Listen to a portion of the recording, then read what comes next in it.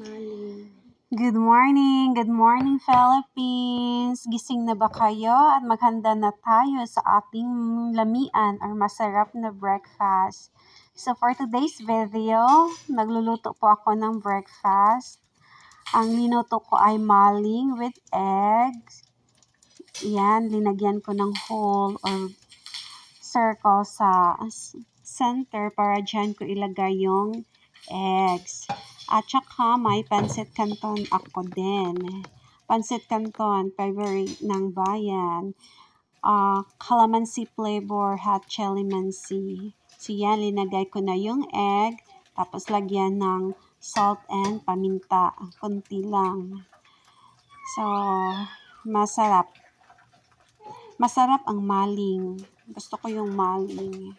And then, nagluto din ako ng dried fish.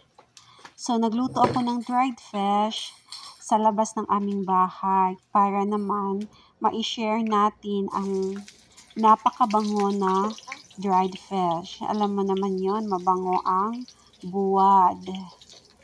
So, ang tuyo kasi mas mabango siya pag linuto. So, sa labas ko na lang linuto para to share yung amoy sa ating kapitbahay. Joke.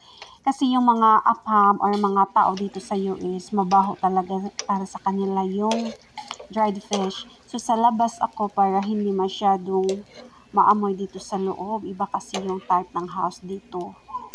Hindi open air, naka-air conditioning kami, kaya sa labas. Yan ang buwad.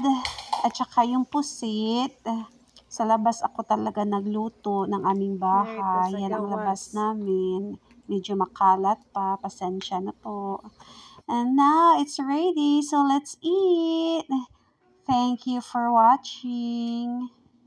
And bye. If you like my video, please like, subscribe. Thank you. And share.